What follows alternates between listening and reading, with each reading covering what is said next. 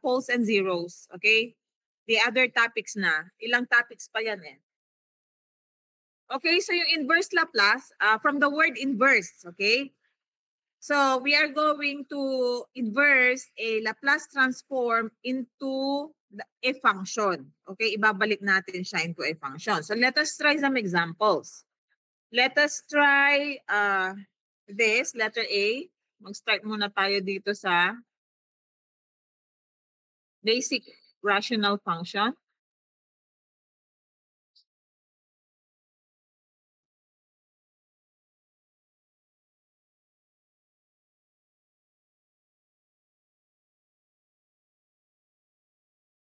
Okay. So let's say for example, you are given an f of s. So pag f of s, automatic this is Laplace transform kasi meron siyang s or the Laplace domain. And that is equal to 3 over s plus 2. Okay? So from this point, titignan mo how are you going to simplify this given Laplace, okay? So alam natin that the constant here can be put outside. So we can extract that out. So magiging 3 multiplied to 1 over s plus 2. Okay? So pag s plus 2, pagbabalikan natin yung table ng Laplace, okay, we know that this could be patterned to the Laplace transform exponential e raised to plus or minus a t. Okay? So kung titingnan natin, pwede ito sa e raised to plus minus a t. And this is equal to 1 over s minus plus a. Okay? So ito yung Laplace transform na nandun sa ating table. So pwede natin itong i-pattern dito. So we can say that 1 over s plus 2 is also the same as a is equal to negative 2. Tama ba? So if we're going to inverse this, we can say that we have f of t, let's say, f of t is equal to e raised to negative 2 yan. So e raised to negative 2t. Okay? So ito yung magiging transformation nito. But then we have a constant which is 3. So we're going to put 3 here. So 3e raised to negative 2t. Okay? So ito yung magiging inverse Laplace ng f of s 3 over s plus 2. Naintindihan ba? Yes, ma'am. Okay. So, pag nandito tayo sa inverse Laplace, unang-una, we should be very particular on how we're going to factor out, okay, yung mga nandito na functions na makikita natin. Okay, we are going to extract out para mahimay natin, tapos balikan natin yung table. Okay, so we can get the inverse Laplace of the given function. Second example, saan yung pointer? Okay, so if we are going to represent this in a mathematical form, we can say the inverse Laplace. So meron tayong symbol na L negative 1. Tapos, same thing. Okay, just like you're going to do the Laplace transform, ipasok nyo lang to dito, 3s plus 2. That would be equal to f of t 3e negative 2t. So this will be your, this is the representation of your answer. Pero this answer will also do. It's okay. Letter B, let us try the polynomial denominator.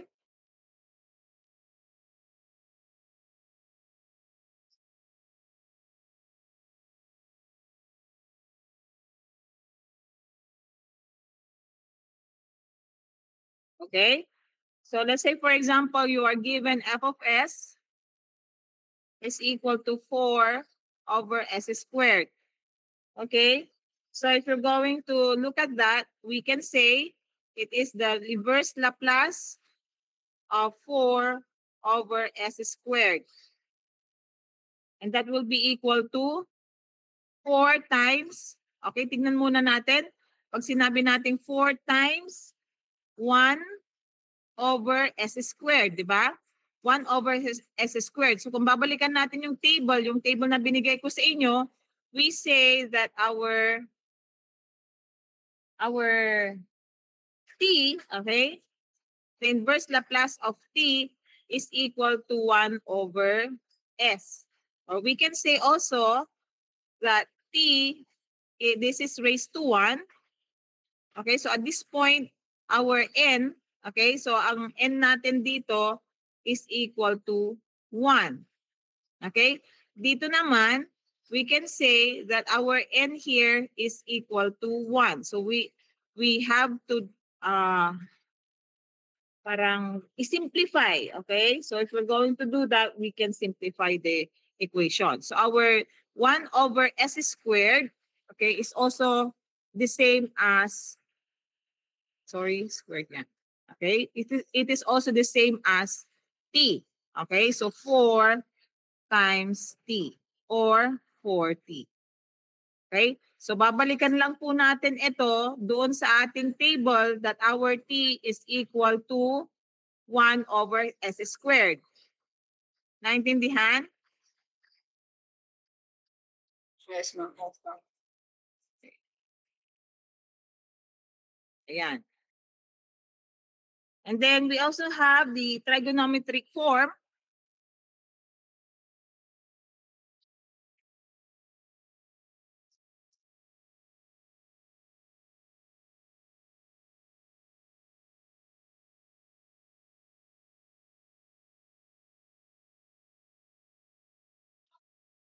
A trigonometric form, let's say f of s is equal to 5 over s squared plus 9. Okay? So in here, para mas madali natin makita, trigonometric form, meron naman tayo dun sa table sine, cosine, di ba? So tignan natin, kung ito, pwede natin sabihin that our sine, okay, yung sine, yung Laplace transform ng sine natin is sine bt or wt, that is the same thing, okay, is equal to b over s squared minus b squared. Okay, so if you're going to look at this, okay, our b could be the value of this, and this is 3 squared, right? So we can also rewrite this as 5 over s squared plus 3 squared. So automatically, we can say b is equal to 3. Okay? So if we're going to inverse this, we will have, okay, inverse Laplace of 5 over s squared plus 9 is equal to f of t, okay, 5 multiplied to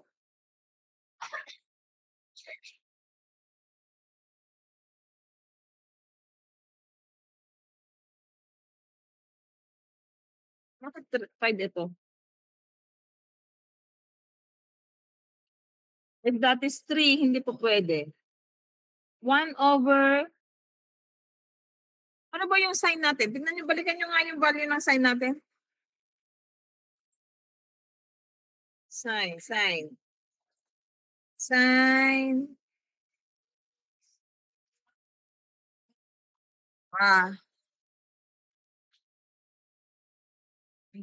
Sorry.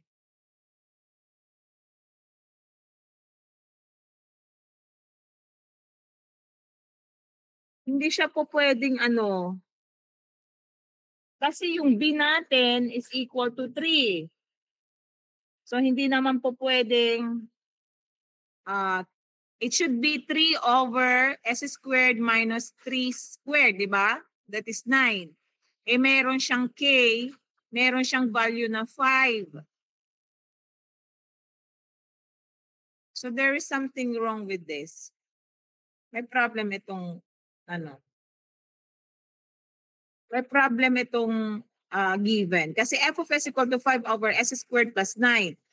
We can say it is also 5 over s squared plus 3. So yung b natin dito is equal to 3. Kung ang sine bt is equal to b over s squared minus b squared, then we can say that our b is equal to 3. O di 3 over s squared minus b squared. So hindi po pwedeng 5 itong nandito. Probably this is 15. Okay, so may error dito. Maybe this is 15. Let's say this is 15. If this is 15, we can say that our b is 3, then we will say 5 times 3 over s squared plus 3 squared. Or that would be equal to, ito yung i-inverse natin. So that will be equal to 5 sine 3t. Okay? So the inverse Laplace of the given 15 over s squared plus 9 is equal to 5 sine 3t. Naintindihan nyo ba? Nagets nyo ba? Yes, ma'am. Okay. Next, that is for trigonometric. It could either be a sine or a cosine or even a mix. Okay?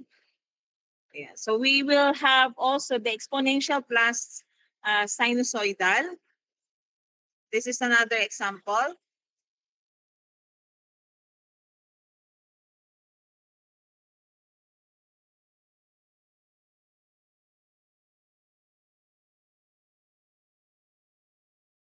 Okay.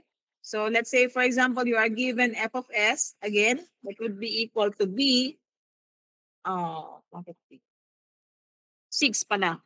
6 all over s plus 1 squared plus 4. Ayan.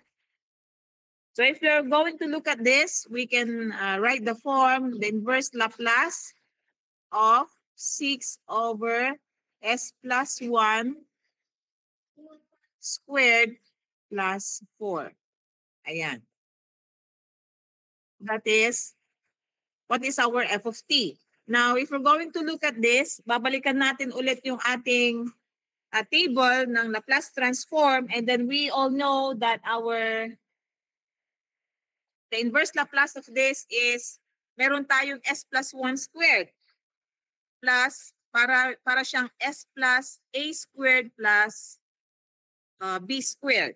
Okay? So if we are going to look at that, pwede natin balikan yung table natin, and then in there, we can see that our exponential e raised to plus or minus at, okay, sine bt, okay, we'll have a Laplace transform of b over s plus minus a squared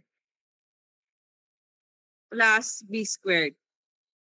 Okay, so ang hahanapin natin dito, ano ang a natin, ano ang b, okay?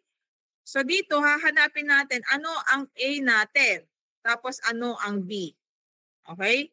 So dito, kung ang b natin dito sa ating denominator ay 2, okay? 2 kasi 4 is 2 raised to 2, okay? So ibig sabihin, 2 dapat din dito sa itaas. So pwede nating himayin, pag 2 ito, we can extract out a constant or k value which is equal to 3. Okay, so that would be 3 multiplied to 6 divided by 3 is 2. So pwede natin sabihin our b is 2 over s plus 1. So automatically our a here is 1. Okay, so s plus 1 squared plus 2 squared. So parang ganyan yung formation natin para hindi tayo nalilito. Okay? So ang b natin is 2.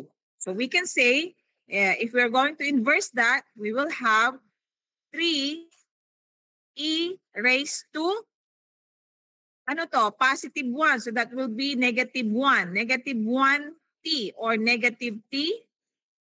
Okay? Tapos sine, ano yung value ng b natin? 2. So sine 2t. Okay? So this will now be your answer. This is the inverse. Ito yung mga inverse niya.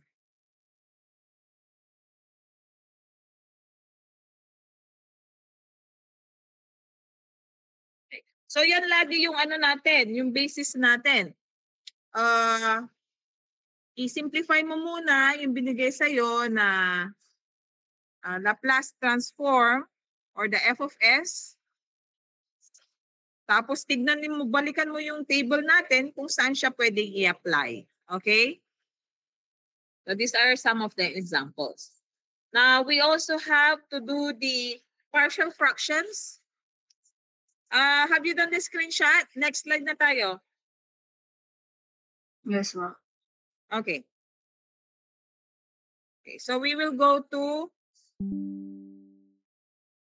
letter E.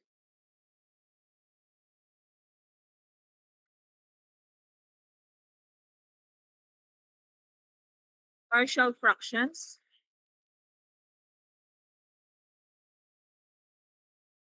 Okay, so in here, we will have this example, f of s is equal to 2s plus 5 over s squared plus 4s plus 5.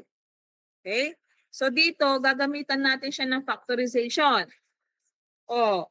So pwede nating i-rewrite yung numerator through factorization. How are we going to do that? Okay? So numerator muna tayo. Okay? So we can say this is, if it is 2, if we're going to remove 2 from that, we will say it is 2. Tapos, multiplied to, pwedeng s plus 1. Okay? So if you're going to do this, you say s, 2s plus 2. Okay? 2s plus 2. Hindi. Should be 2.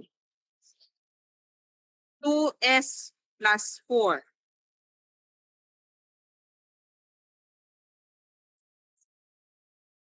2, you're going to distribute this, so 2s plus 4. So magiging 2s plus 4 yan.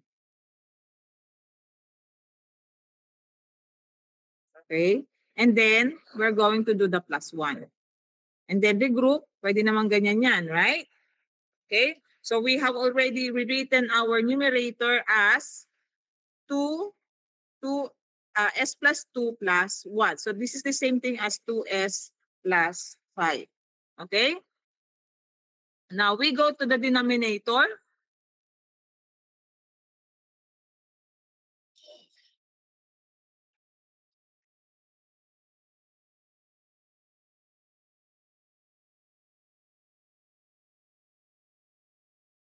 Ano naman yung denominator natin?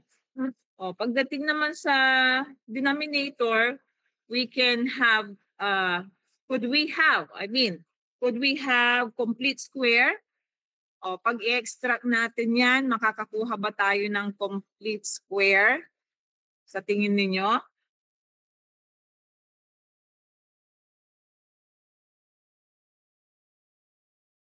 Okay, so let us try. Magta-trial and error tayo. Kung hindi kayo masyadong biyasa sa factorization, okay, pwede tayo mag-trial and error. So, 5. Ano yung pwede natin gamitin sa 5?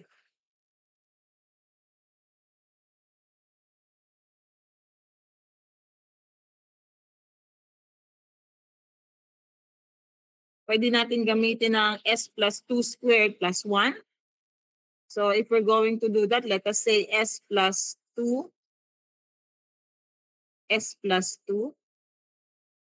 So we will have s squared plus 2s plus 2s plus 4. So s squared plus 4s plus 4. Oh, this is the same thing almost on our denominator.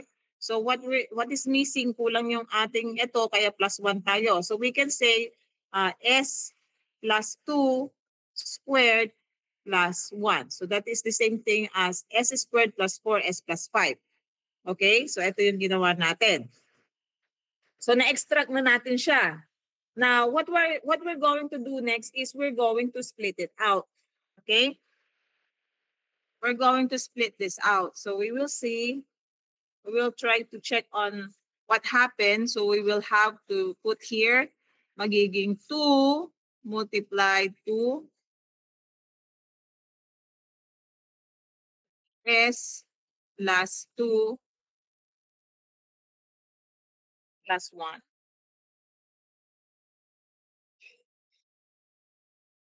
Over, okay, ano yung denominator natin? S plus 2 squared plus 1.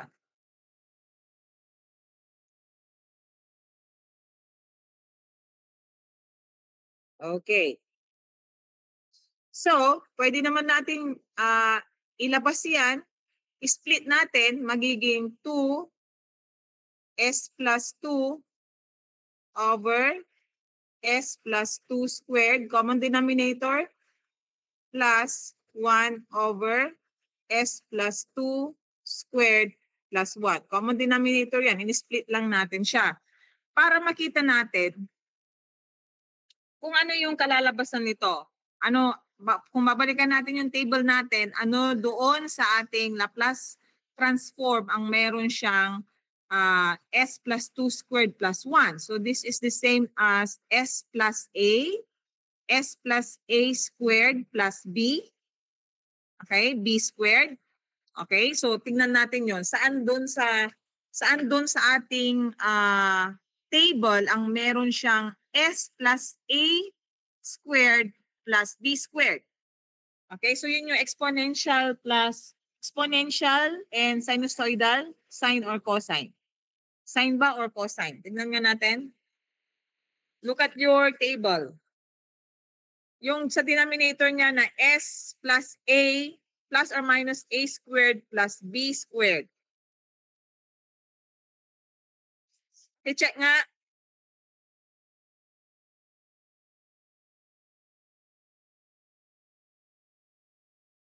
Yung sign. Sine ba? Walang exponential?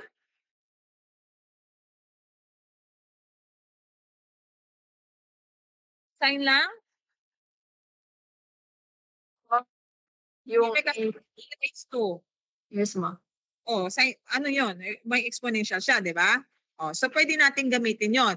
So unang-una, titingnan muna natin ano yung a natin. So yung common denominator naman tayo, so pwede nating sabihin our a is equal to 2. Tama ba?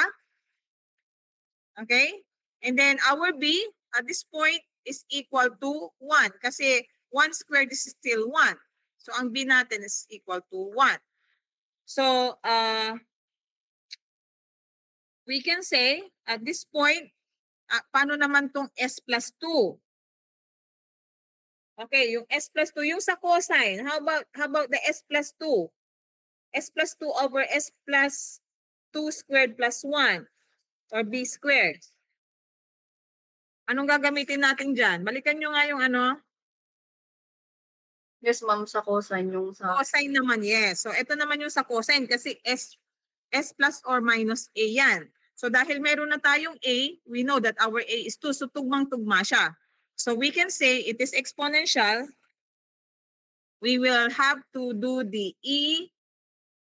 Ano nga ba yung exponential nito? E raised to plus or minus 80, right?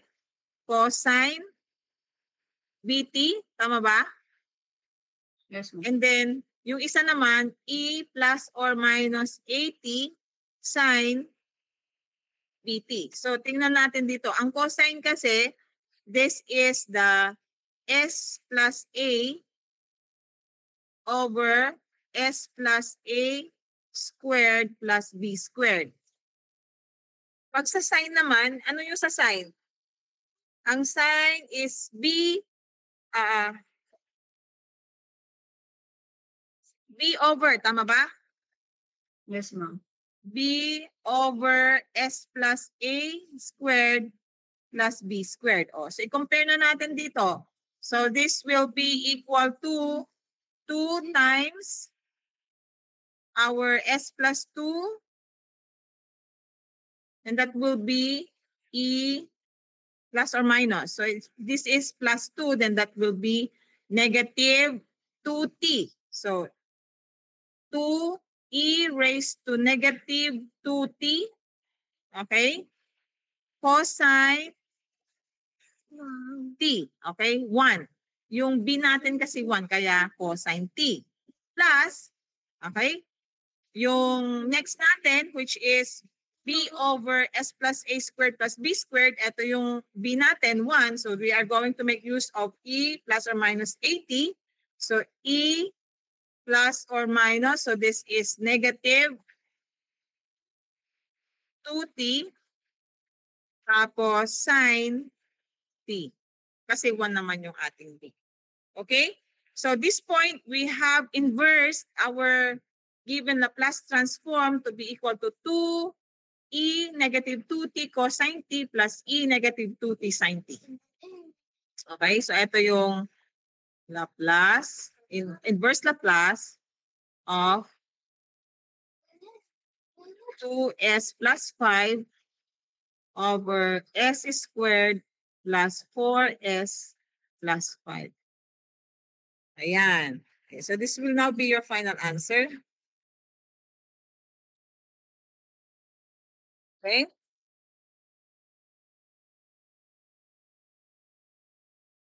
Okay ba? Naintindihan ba?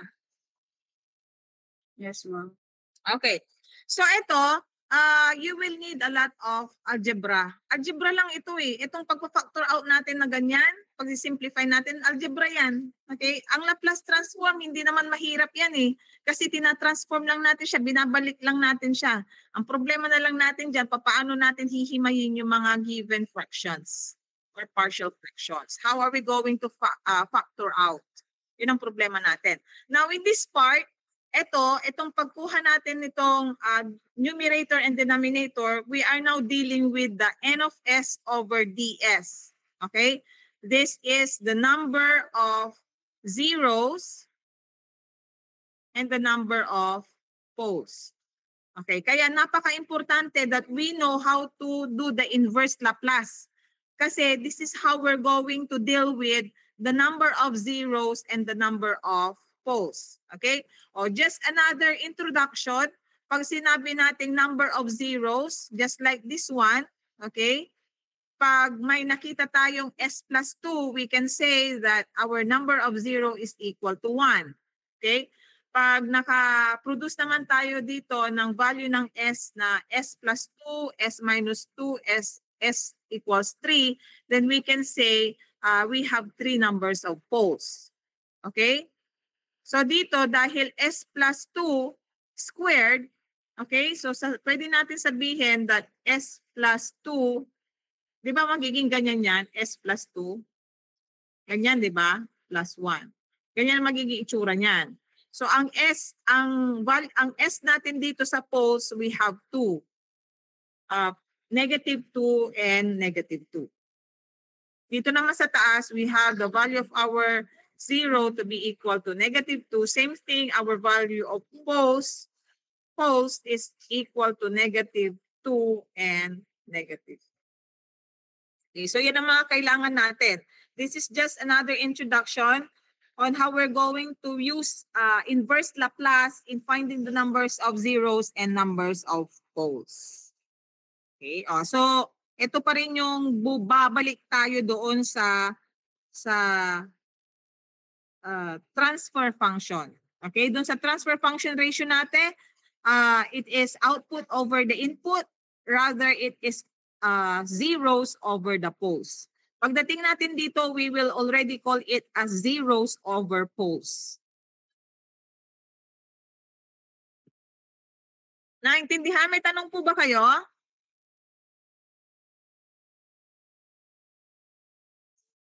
Wala po, ma'am. Wala. Okay. So just for now, that will be it. Tinapos ko lang itong inverse Laplace para maintindihan ninyo kung yung susunod nating topic. Kasi kung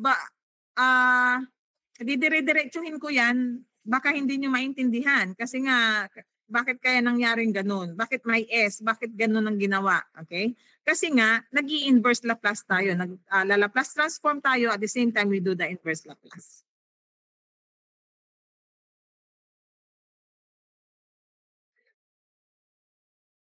Wala nang tanong?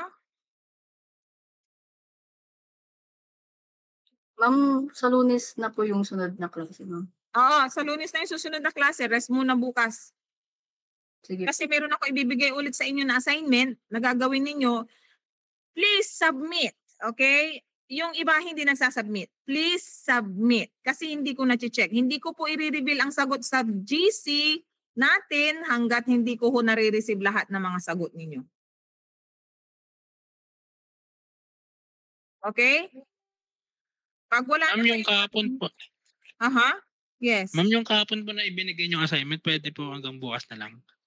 Bakit ang bukas pa? Okay, ngayong araw po. Ngayong araw kasi magbibigay na naman ako ng assignment ninyo. Sige po, ma'am. Okay. Okay, So, magpo-post ulit ako ng assignment ninyo. Inverse Laplace naman ngayon, okay? Tapos, isasabit nyo sa akin yan bukas.